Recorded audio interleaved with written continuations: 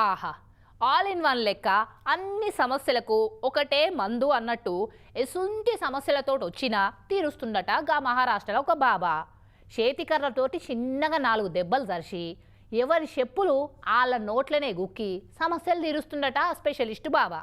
చూద్దాం పారి ఎట్లుందో ఆ బాబా గారి కొత్త రకం వైద్యం. అయిపాయ్ కింద వండబెట్టి భుజం మీద కాలు పెట్టి బోర్డు మీద కట్టెబెట్టి ఏవో 4 పిచ్చి మాటలు మాట్లాడి చలో అయిపోయింది లేవు అన్నట్టే సైగ చేసి పోతూనే ఉండు. ఇప్పుడు ఈ ఆడామెకు ఆమె భుజాల మీదకి చిన్నగా అటు ఇటు 4 దెబ్బలు కొట్టిండు. కథం ప్రాబ్లం సాల్వ్. ఇది ఈ బాబా గారి ఇంకో స్పెషల్ వైద్య విధానం. ఇప్పుడు ఇంకోటి షీ మూతిల బూటి పెడతాడేంది అగో ఇంత గబ్బు వాసన వస్తుందో మూతి తిప్పుకుంటుండు పాపం. అట్లయినా మూతిల పొడిచినట్టే పెడుతున్నాడు ఇడవకుండా.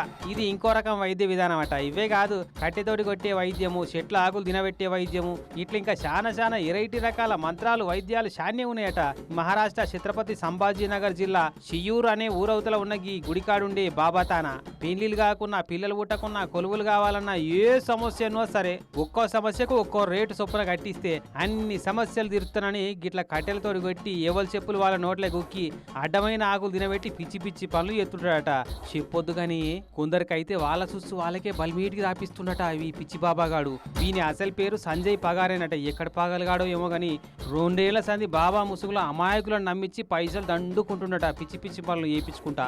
ఎవరో వీని వేషాలన్నీ వీడియోలు తీసి పోలీస్ స్టేషన్లో కంప్లైంట్ ఇస్తే కేసు నమోదు చేసి అరెస్ట్ చేసిరట పోలీసు వాళ్ళు. కానీ వీడు మోసం చేసుడేమో గాని కట్టెలతో దెబ్బలు కొడితే చెప్పుల వాసన చూపించి కుక్కలు లెక్క గొరికితే సమస్యలు ఎట్లా పోతాయి, పట్టిన దయ్యాలు భూతాలు ఎట్లా వదులుతాయో ఇట్లా నమ్మి వచ్చేటోళ్ళకి ఏది తెలియాలి. మోసపోయే గిసంటోళ్ళు ఉన్నంత కాలం మోసం చేసేటోళ్ళు తయారైతేనే ఉంటారు. ఇలా గమ్మతేం లేదు కదా.